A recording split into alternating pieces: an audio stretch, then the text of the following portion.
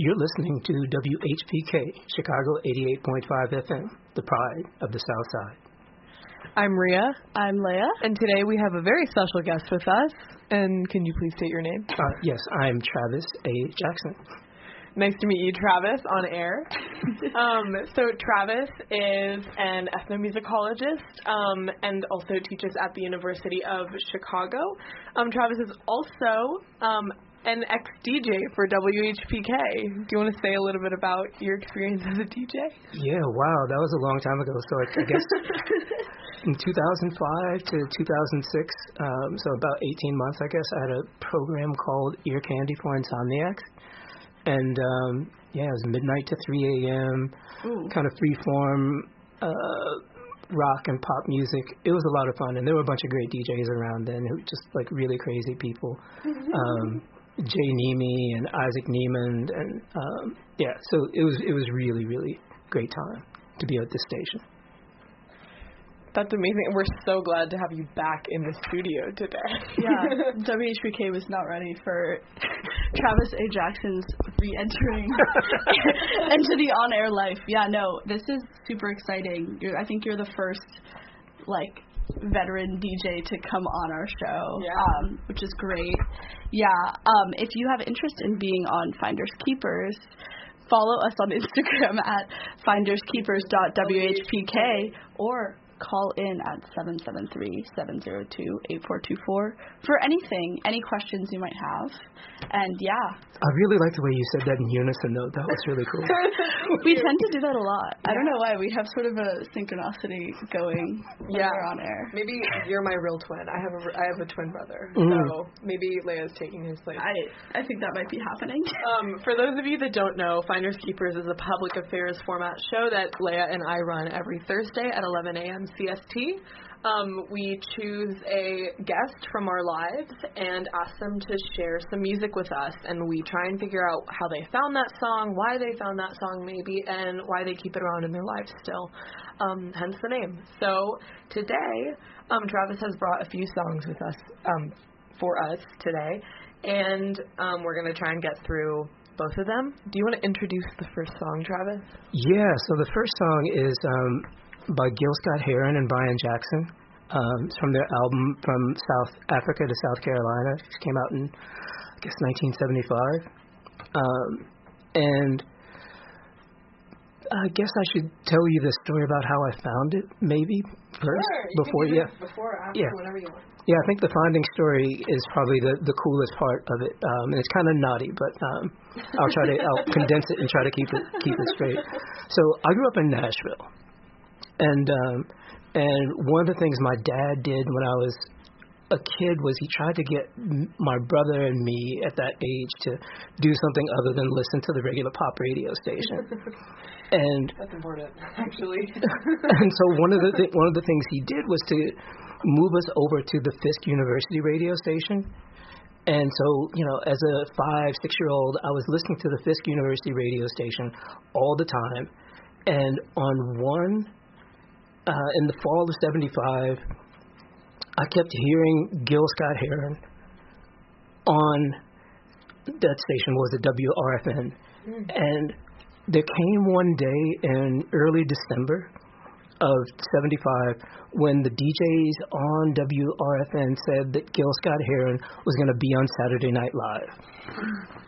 And so this is a big deal. It's the first season of Saturday Night Live. Oh, and first season, wow. Richard Pryor was going to be the host that night, and Richard Pryor said that he would not host Saturday Night Live unless Gill Scott Heron could be the guest. So, and all I knew at that time was the song Johannesburg, which starts off the album. And I got permission from my parents to stay up late that night to watch Gill Scott Heron on Saturday Night Live. Yeah. But I also got this Radio Shack tape recorder we had in the house, and I put a cassette in it so I could put the tape recorder in front of the television to record whatever songs he played. And so the first song he did was Johannesburg. And, I knew that song and I really liked it. But the second song he did, which just really kind of changed the way I thought about him, is the one that I brought in to play today. Wow. I didn't think that SNL would be such a big part of that story, but I love it. That is also such a comforting experience. You know, I think every kid knows basically nowadays what it's like to ask your parents to stay up late to like watch SNL or watch like one of those late night shows. I love that. Okay, so this is A Lovely Day by Gill Scott Heron and Brian Jackson.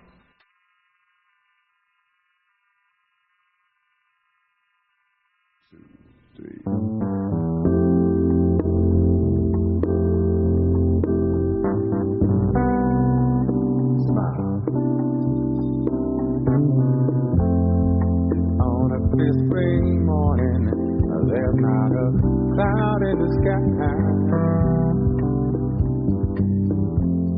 and it's got me out here walking and waving to the ladies as they stroll by, and I ain't forgot for a moment all the things I need to do, but when I see that whole sun shining, think that I can make it through. Yes, and all I really wanna say is that the problems come and go, but the sunshine seems to stay. And just look around, I think we found a lovely day.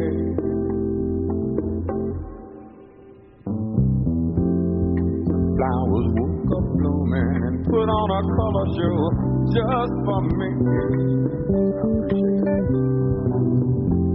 The shadows dark and gloomy, I told them all to keep the hell away from me, because I don't feel like believing everything I do gonna turn out wrong. Or when vibrations I'm receiving, they hold on, brother, just you be strong. Yes, and all I really wanna say is that the problems come and go, but the sunshine seems to stay. Hey, just look around, I think we found a lovely day. Sometimes it rains, and I feel kind of strange, because it seems like my problems begin without the sunshine on which I depend, and all that makes me feel like I need to hear the sun say is, hey, just look around, I think we found a lovely day. I think we found a lovely day. I think we found a lovely, lovely, don't it feel like a lovely day?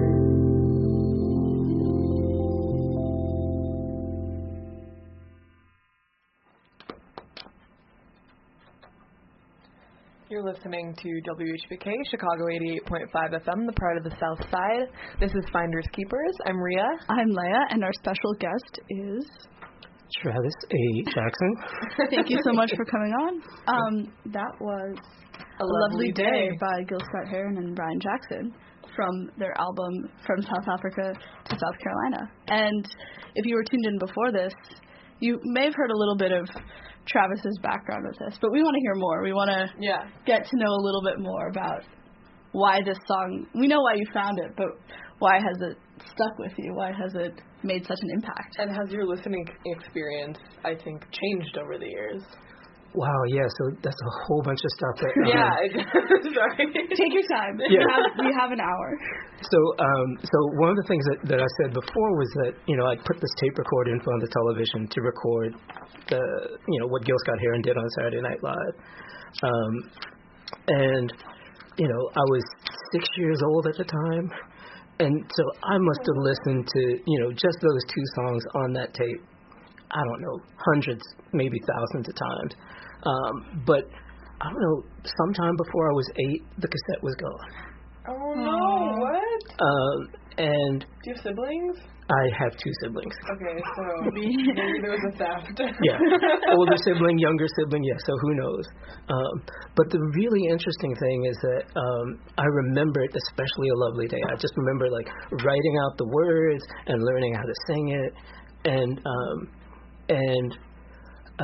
there's just something about like the way that the song has this like really kind of languid feel, but this really sort of hopeful message, which is just really kind of cool that like, yeah, life can be difficult at times, but like, life can be really, really good if we just appreciate what's around. And so there's something about that was really cool to me. But, I've got the song in my head as an 8-year-old. And when I finally got to be a teenager and was at a point where I could start buying records and things like that, I never could find this album in a record store. But you knew the album.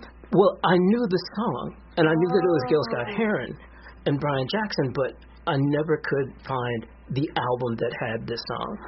And so I spent... I got to college. I went to college in Philadelphia, and I was in record stores all the time. And just as a matter of course, I would like go to see what Gill Scott Heron records there were, and to see whether this song was. And I had Gill Scott Heron's greatest hits. It wasn't on there because it wasn't a single at any point. And so I kept on with this. Like years in Philadelphia, didn't find it. Years in New York City, didn't find that album.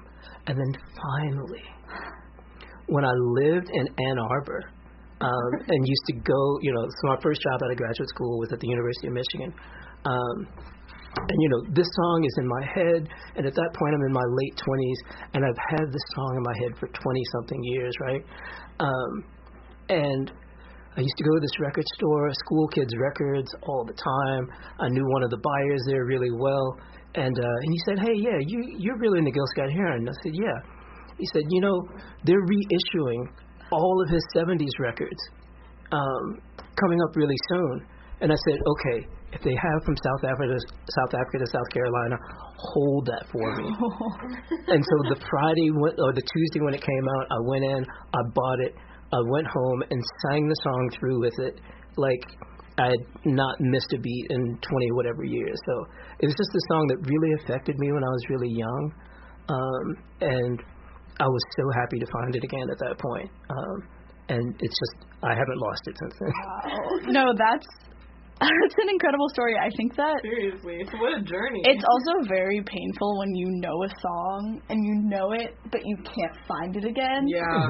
But the weird thing about the internet now is that it's like there's all these... I actually was literally yesterday I was talking about this because I was trying to find a song from a TV show episode I had just watched. And then now I was like, oh, this is probably a stretch, but what if I look up like website where you can find songs from TV and movies? And it existed. Yeah. So I found it in like a minute and a half, but like this is like years of a journey to get back to one song. That must have felt really amazing when you like finally found it. Oh yeah. Turned on this, it was the CD. It was just one. Yeah, it was so weird. But the point you make too about how easy it is to find things now, like, can lead to a reverse frustration where like those when you know how easy it is to find something, not being able to find something's even worse. You're so right. It's so nice that the person at the record store had your back, Oh, yeah. They were giving you live updates on their inventory. Oh, yeah, and that guy, he's so smart. He's still a college radio DJ. Oh, wow. I mean, and so I'm in my 50s, so Sean's got to be at least in his 60s. But he does a show on the University of Michigan's radio station, like, every week, which is kind of nuts. But, like, look him up, Sean Westergaard, S-E-A-N, and Westergaard has 2 A's, G-A-A-R-D. Got it. You described the song as having a languid feel with a hopeful message. That is crazy emotion to be aware of as a 6 and 8-year-old. That is amazing. I mean, to get so much out of a song like that when you are so young, like, that had to have, like, impacted how you saw life as a kid. Yeah, I guess it's kind of a weird thing, but yeah, I guess you're right. I spent a lot of time, like, listening to the radio, just as a kid, and I don't know why I was spending so much time with the radio, but I think by the time I was a teenager, I realized that, like people thought I was depressed all the time. I'm like, no, I'm not depressed. It's just, this is the music I like, Because there's something about, like, music that's really, really happy, like, you don't really want to, you just want to be happy. You don't really think about it. Like, you listen to it and you let it go. But, like, music that, like, sort of is a bit more melancholy makes you sit with it and makes you think about it. And I really like that, I was going to say, this song, when you listen to the words, it doesn't, like, feel super sad or anything, but automatically, because of how it sounds, we label it as kind of like a sadder song. So I think that's like, what's your take on that? That it sounds kind of like melancholy and what someone not listening to the lyrics or super deeply they would probably label it as like a slow, sad song. But it actually is, like, quite, like, optimistic. I mean, it's called A Lovely Day. Was that like a trend in a lot of the other music you listened to as a child? Yeah, I think it was in some ways. I mean, when I think about, like, one of the other things that was kind of a staple for me around in those years too was Marvin Gaye. And I didn't know this about Marvin Gaye when I was a kid, but Marvin Gaye was also, like, this, person who was, like, really troubled in a lot of ways and, like, insecure. And you can sort of hear him working, or drawing on that kind of emotional ambiguity and complexity in, like, most of the music that he did. And so I think part of what really gets me going with a lot of the sad music, or the seemingly sad music, is the fact that the emotions tend to be a bit more complex. Yeah. It's interesting that this is a song where the sound is more melancholy and, like, I think we're generalizing a little, but yeah, like, the sound is more melancholy, but the lyrics are very positive, because I feel like I listen to almost the reverse kind of music where the lyrics are, it's like this weird deception that you get when you first listen to it, because the melody is in, like, a major key, and it's, like, really happy and like filled with, like, I don't know, this, like, orchestral sound, but then you look at the lyrics and you're like, oh my god, like, that's what I feel like. Like the Foster the People song, Pumped Up Kicks, like, exactly. That's a great example of that. That's a great example of that. No, I like that kind of music. So, no, anything like that I find myself gravitating towards, because I think but I don't know, I feel like when I listened to this song, I felt like it was pretty, like, just by listening to it by ear, like, I feel like I had, like, a positive. No, me too. But also, I noticed that I was listening to the words a lot. Yeah. And so I think that, and usually I don't, so I don't know what it is about this song. But I did think that, I was like, oh, it's super, I guess I'm more comparing. It's super, I don't know how many songs I listen to nowadays that have been put out in the last, like, 5 years that have this combo, but I kind of wish there was more, because people do often, like, just label songs like, oh, that's upbeat, that's happy, oh, that's like, slower, that's sad, and it does, I know a lot of our friends say that the music they listen to exacerbates their mood. Like, some people play songs because they're feeling a certain way and they know the song will make them feel that even deeper, or some people want to transition into a new kind of mindset in this, so they put on a song that is different from what they're feeling right now to get them into that. And some people just listen to music because they like how it sounds and it doesn't have any effect on your emotional state. We've had all kinds of guests on the show, if you can't tell. And all of those are super valid ways to listen to music. There's no wrong way to. But which one of those, not that I'm giving you, not that it's a multiple choice choose from this menu, right? but does any of that resonate with you? Yeah, I mean, it's sort of funny while you were saying that, I was thinking about this, sort of, slip into professor mode here for a moment. I think about this book that I assign an essay from or a chapter from in a lot of my classes. The book's called Music in Everyday Life by a researcher named Tia Denora. And the chapter that I usually have students read is one that is focused on a bunch of women she interviewed in the UK and in the US and the ways they use music in their daily lives. And they do all the things that you just point out there. Yeah. They use music to regulate mood. They use music to help them think about their memories, their relationships to people. So it's really, really, and so I think it's not so much which one of those. It's like, which combination of those at any point in time, because it's pretty much going to be almost always all of them in some way. Yeah, that is, people do really use music as a tool. Yeah. And it's always interesting to see what genres people use for the same tool, Studying. Studying. Cleaning. Those are two things that I feel like those are, at least at Chicago, those are two things that are even just very filling the white divisive. noise. Yeah. And it's like, I mean, you were talking about this the other day, when do we choose to not listen to music? And you, I mean, I don't want to speak for you, but you were saying that you started not listening to music on your commute. Yeah. And I found myself doing that because my headphones die sometimes, and then I'm forced to.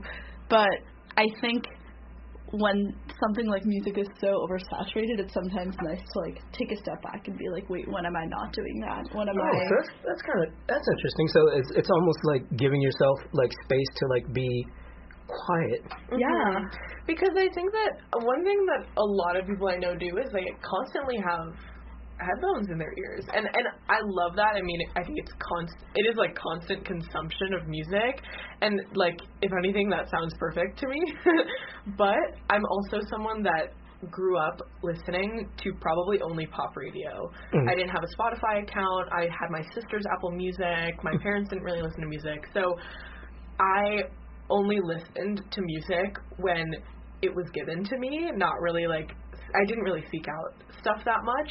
And when I got Spotify and everything, I honestly felt a pressure to listen to music all the time because I was I'm catching up for lost time. I need to find my own music taste. I need to figure out what I like to listen to. Everyone I know is listening to music all the time. I have friends that are sneaking AirPods into class. Wow. I have some catching up to do. And I think that I've become comfortable enough with what music I listen to and just kind of putting less pressure on it that when I'm commuting or when I'm taking the metro, I don't want to listen to music because I want to, if there's music playing in the coffee shop, I want to hear what they're playing. And if there's a conversation from the family behind me, I want to eavesdrop. Because those are things I loved to do as a kid, and there was no pressure to listen to music then either. But I will say I do think that it is super amazing and beautiful, and I want to do more of just curating playlists. I think playlist curation is one of the things about music I have not cracked yet. And I'm somebody that just shuffles my songs and adds every song I like to the same playlist. So yeah, no, I definitely think choosing to not listen to music is something I have been thinking about recently. I'm wondering, when do you put on your music? Do you have a routine? Some people have a morning routine. Yeah, I wouldn't say I have a routine, but I do, and I share this with some of my friends, and so this is also sort of middle-aged, music nerd kind of thing. Okay. But not super middle-aged music nerd. I'm not an audiophile. Not that that's bad. But I frequently want music to have its own space. And so I generally try not to have music on while I'm doing something else, because I either want to pay attention to the something else or I want to pay attention to the music. And when it's time for me to really listen to music, especially at home, I will generally figure out what I'm going to listen to, get the CD player loaded up. If I need to have coffee or wine or water or whatever, I make sure that's within arm's reach, and then I listen. So if I'm going to listen to an album, a brand new album, I listen to the whole thing from beginning to end. I'm not looking at my phone. I don't have my computer open. I just listen to the record. And that's really cool. And you remind me too, you don't remind me, but this popped into my head. One of my friends used to host these really amazing parties when I lived in New York. More listening parties. Oh, listening parties, yes. But the listening party thing was, in a sense, almost kind of like the radio show, where everybody would bring 2 songs and something to eat. So we've got something to eat, something to drink, and 2 songs. And the way the party would proceed is that each person would get a turn to play a song, and so that song goes into the player, and everybody else has to listen to that song without talking all the way through. And then everyone who is not the person who brought the song gets to say what they thought about it. Then they play the song again, and then the person who brought it finally gets to say. And it was so cool. You know, this is so funny. My acapella group actually did this on a retreat we took. We called it a sound bath. But it was, we didn't have the rule that the person could. Actually, I feel like it happened naturally anyway, because we want to hear what the other people said about the songs. But we each contributed a song to a playlist, and it's such a deeper listening experience. And you're much better at focusing than I am, but I also am super bad at multitasking when I'm listening to music, because it feels like a task. And which is why the only song I played studying for all of first year in college was Coconut Mall from Mario Kart. Ooh, that's a good one. Because to me I was like, this is go time music. This is the only music I can play where I'm actually not going to listen to the music. But I needed that distractor. Honestly, I study better in silence, so I don't know why I did that to myself. But that makes a lot of, that really speaks to me. the having your own, the music having its own space. I think that's really nice. I think that I was gonna say this earlier because I think that it's something that my dad kind of does, and older, I think the idea of an album, I think, is getting lost on people, and it's really upsetting to see it happening in real time. I think that more people listen to songs as individual things, but if you ask my dad what his favorite song is, he's I don't know. I only have favorite albums, because he thinks of the album as it's this connected thesis of songs that they go together, and it's not just one, you can't just separate out one and say that that's better than the other one. That's not how listening works to him. And I think that's really interesting, and I think that there's something special that you were talking about curation and how you're interested in curating more, but I think there's something special in letting go, or having someone just the radio as college radio, especially as a medium for letting go of getting to choose everything and getting that it's very individualistic when you think about it. You get to choose whatever you want to listen to at any time, which in theory is amazing. Oh my God, you have so many possibilities. But A, it becomes stressful for and B, you lose, and B, the algorithm telling you to listen to certain things, you lose sight of other things that other people can show you, and then you kind of lose sight of I don't know, a whole community that is possible. Yeah. Personally, I think of Spotify as like the Cheesecake Factory menu. Like, there's too many choices and it's too overwhelming, and I just want somebody to tell me what to get. Exactly. Yeah, I mean, you know, the curation thing too is really kind of. It's really interesting when you think about, for example, like, so whether you listen on albums or whether you listen to singles, because this was also a thing in the 50s when transistor radios come along. Young people bought singles, older people would buy albums. Yeah. So this has been, you know, true for a long time, right? Yeah. But once musicians get to the point where they're making albums and are focusing their careers on albums, they're even like obsessing over like, you know, how long is the gap going to be between the end of this song and the beginning of the next song? Because that actually matters for the experience of listening to a record, right? For sure. And, you know, and when you start thinking then about radio and about radio DJs as curators, I think so much of why my music taste and the taste of many of my friends tends to be really varied is because we grew up listening to primarily non-commercial radio. I mean, we didn't hate commercial radio, but you know, I could name off a list of like DJs who have been important to me. You know, from Vi Francis on the Fisk station in the 1980s to Liz Copeland at WDET in Detroit, like 20 years ago. She actually has a new show there now. But all these DJs who like put together these shows that contain things that I've heard before and things that I've never heard before, and just kind of like open up the world, Yeah, I'm thinking about, or because you said that like whole community of DJs, I'm thinking about like the archive CDs in the record room that have reviews on them. Mm-hmm. Yeah. There's a million of those. So How many. is that possible? How did someone look? I mean, there's some right there. How did someone take the time to listen to the whole album, like start to finish, write about it, and then it's just there forever, and then there's some with 2 or 3 reviews or like revisions on top of them. And I think that's a really cool, interesting way of listening to music. Yeah. I don't know. This is, I love this. I'm having such a great time talking about this. But this is also the funny thing. This is the way this station used to work. That like, you have to do your show, but you also like on a regular basis have to take things out of the new bin and like review them for other DJs, and like you're like listening for yourself, but you're also listening for other people. Exactly.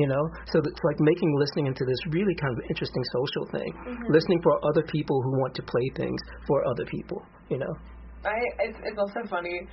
The reviews on here, some of them are harsh. Some of them are super harsh. And I want to listen to those ones more than I do the ones that have glowing reviews. I'm like, which one was the one we read last Vampire Weekend? Yeah, Vampire Weekends. And there was a scathing review on for a few songs, and I was like, I want to listen to those specific songs. Because what gave you such a visceral reaction to that song that made you write that? Honestly, I think that the DJs should be required to do one of those. We should make it it's not required anymore, so no one does it. But if we make it required, it'll be a fun little thing. Yeah. No. I know that we've strayed a little bit from A Lovely Day. Oh, this is I know. I did want to ask. Did you have anything else you really wanted to say about that song?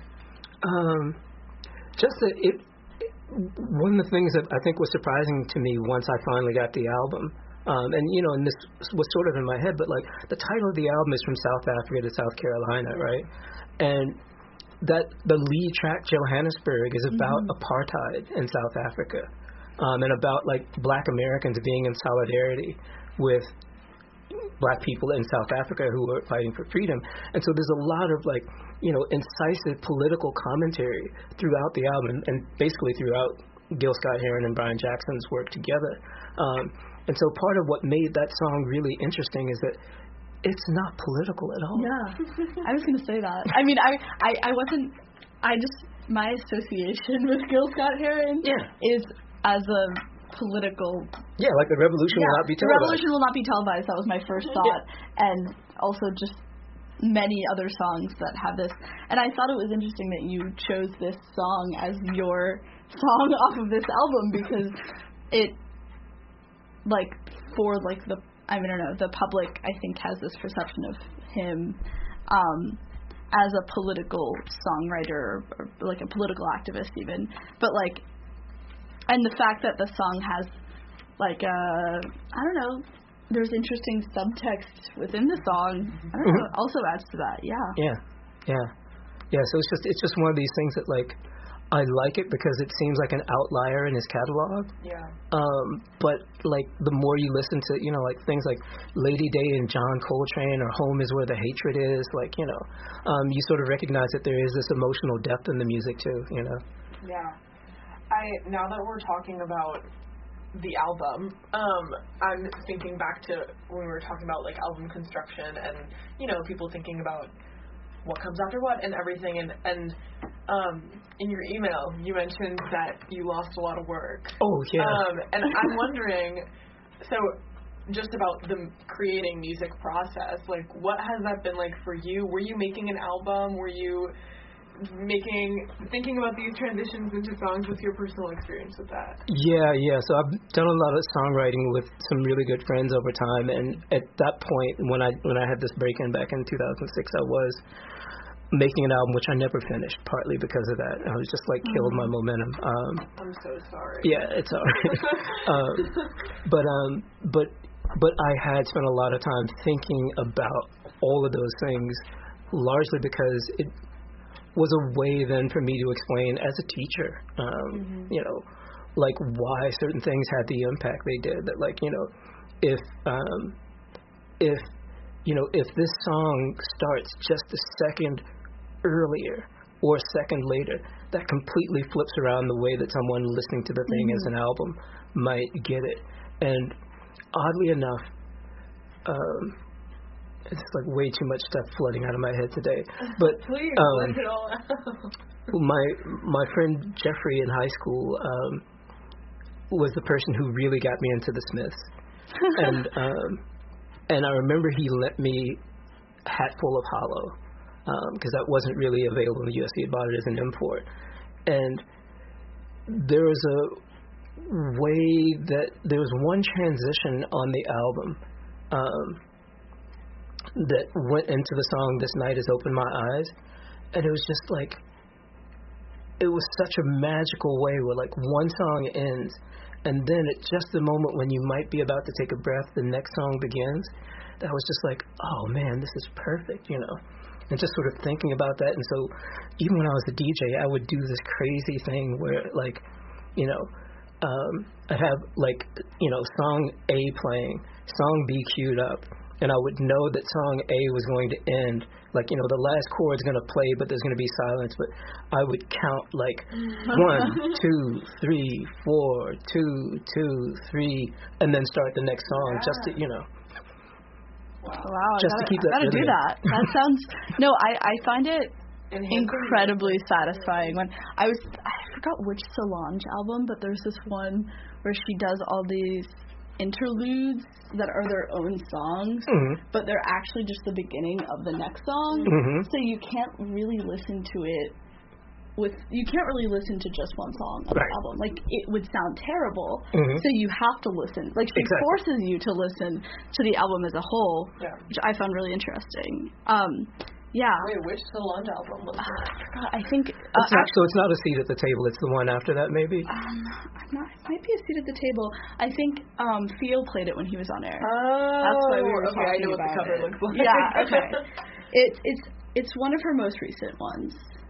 Maybe it is A Seat at the Table. That's awesome. I think he played Junie, which I really enjoyed. But yeah, no, I was thinking about how, I don't know, you can turn multiple songs, one song into multiple songs in that cool way. No, I sometimes I do think about the transitions and, like, stuff, and I'm like, there are people that are very artful with it. Oh yeah. Yeah, and when you were a DJ, was that really common, or was it when you found a song like that? Then you would add it in. I was actually, I was probably more obsessed with that than most other people, I'll admit. And if I can find it, because I do have a recording of this, like the best transition I ever did was from the D'Angelo song Africa from the album Voodoo into the stylistic song People Make the World Go Round.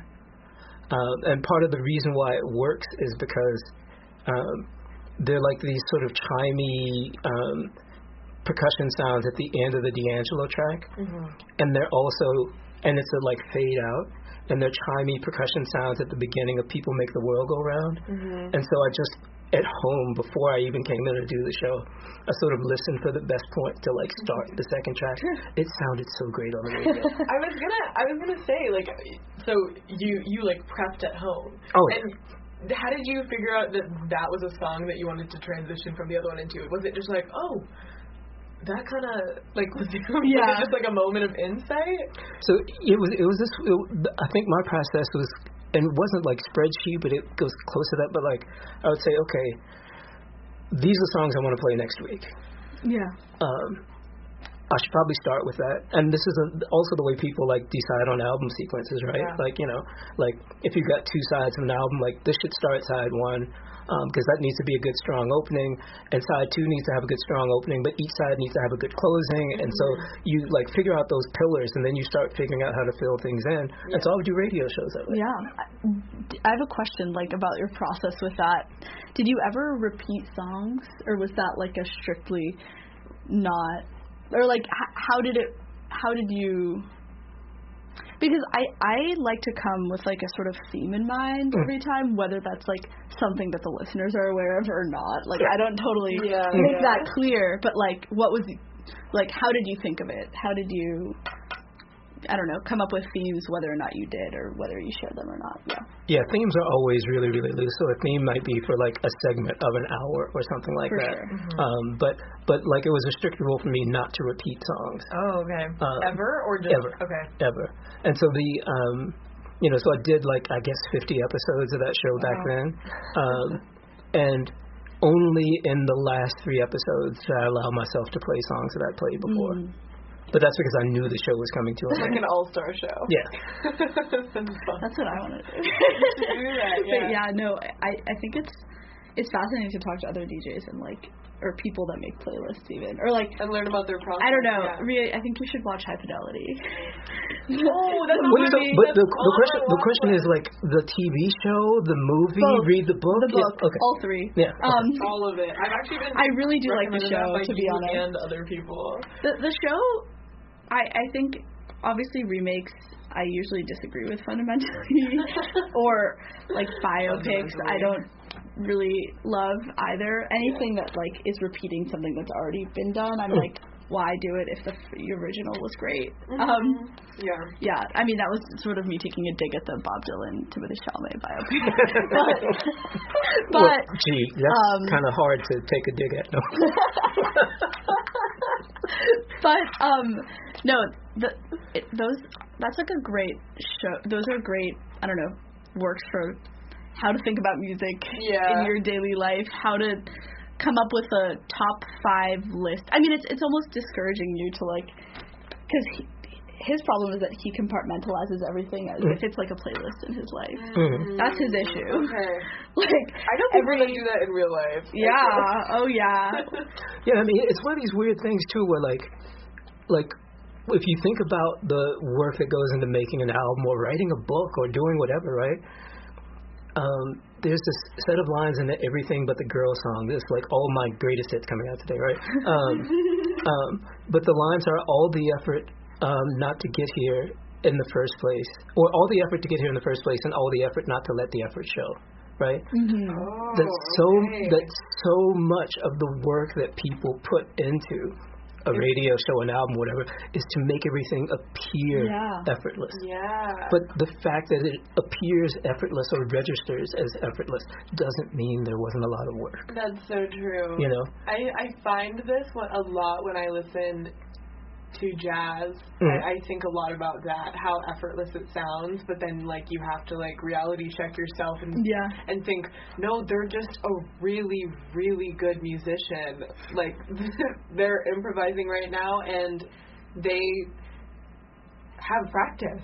Maybe they haven't done that tune, but like they've practiced for hours and hours and hours and decades and it's so impressive, I think. And same thing goes for making an album or curating a really good playlist. I mean, there are people on Spotify who like make it their job to make playlists and get like over 800 saves on their playlist. So I think it's awesome the access we have to things because it's so easy to access so much now, but it takes a lot of work. Yeah. And it takes a lot of like very human work. This is also one of these things too where I'm thinking about like, you know, and I would barely be the person to sort of extol the virtues of somebody like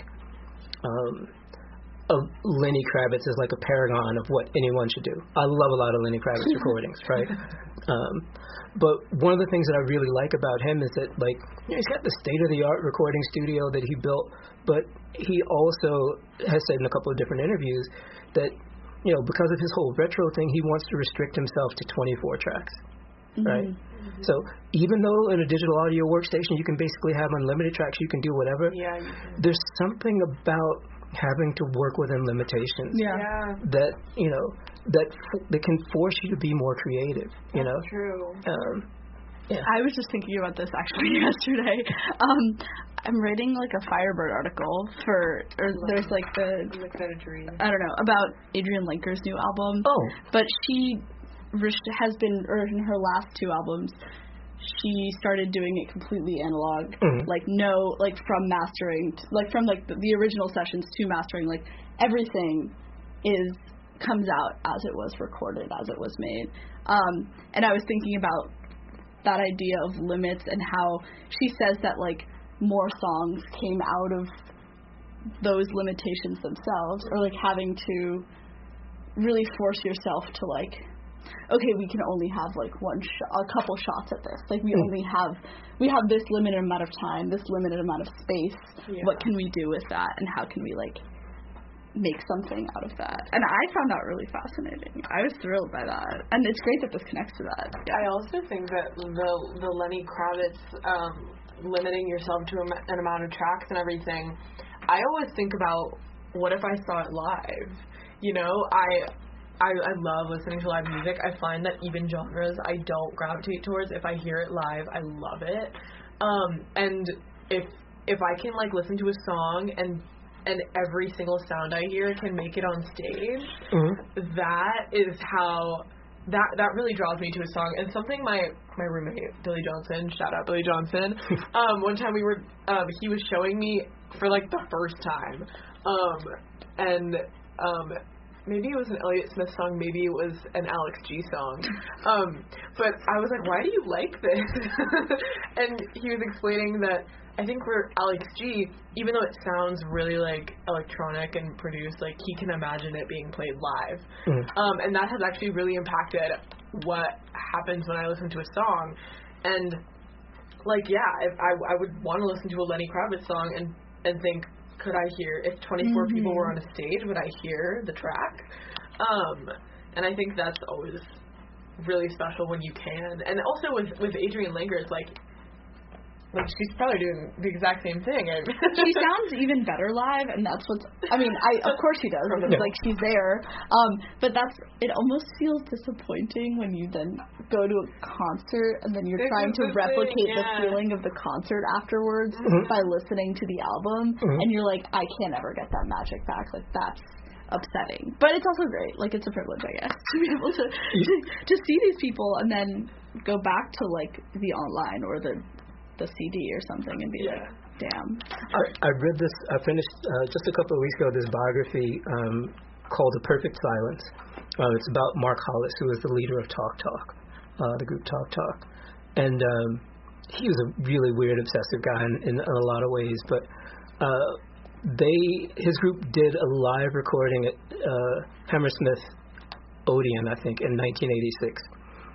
And at some point in the 90s, the decision was made to take those tapes and release them as a live album. So the engineer gets the tapes from the concert, and he's just going to go to Abbey Road. He's got this Abbey Road studio, and like pull all the tracks up and like try to do a decent job of mixing it for release. And Mark Hollis said, "No, you can't just take the tapes. What I want you to do," and the result ends up being really fantastic. He said, "What I want you to do is to go and get all of our stage equipment, our stage PA equipment, out of storage. I want you to run all of the original feeds that we had from the stage through our stage equipment and make the recording sound the way we sounded live." And that was recreating that live experience. It's a great record too. That's a great ask. We're getting so many incredible music recommendations from you today. My notebook is full. I'm on the second page. Wow. No, it is always this struggle of hearing something live and then hear. I went to like a couple So Far Sounds concerts when I was like last summer when I was back home in Los Angeles, and I like these really small artists, playing their music and they're just trying to like book gigs, and I was like, wow, these people are great.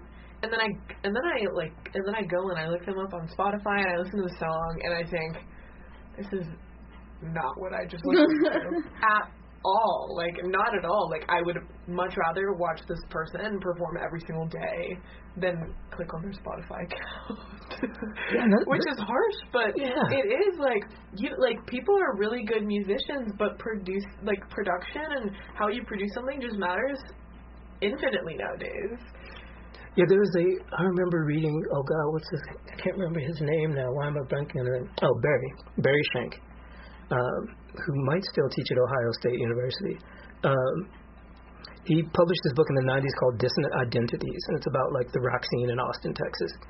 And one of the cool things in that book is that he's got this really interesting way of talking about the challenge that a producer and engineer face when they are going to record a band that has built its reputation live.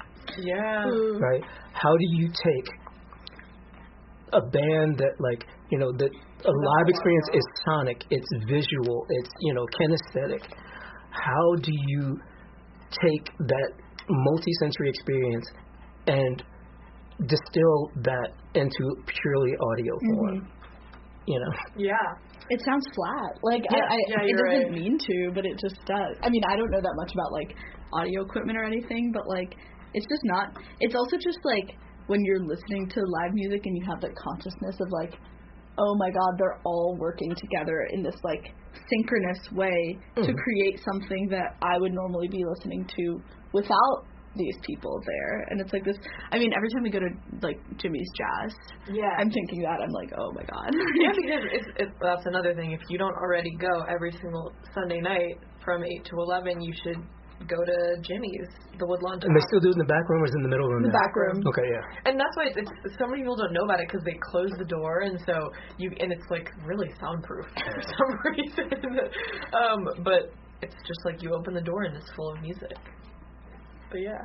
We've talked a lot. Yeah, we have. We've done. Oh, wow. Yeah, time flies. Yeah. We can play the other song. We should probably just skip it now because, it'll take up all the time. Oh, true. Really another hour. Yeah. Okay. If that's, it can also be something that we can just leave the listeners with. Oh, yeah. Yeah, that's true. We can have it as an outro kind of song. Yeah. Yeah, and so actually, I will then tell you about that song. Fantastic. And about the radio tie-in. Because I'd mentioned before the Fisk University station, WRFN.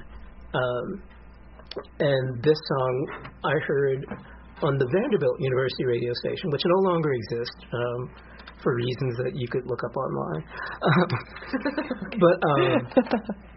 But one of the cool things about the Vanderbilt station, at least in the 80s when I was still living in Nashville when I was in high school, is that they had this program every weekday called The Side at 5.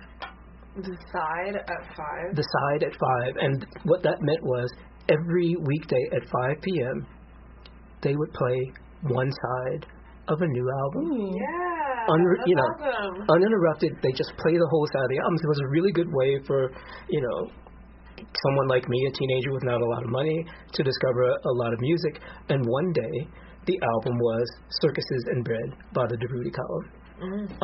And the song that just struck me the most from that day was the song Tomorrow.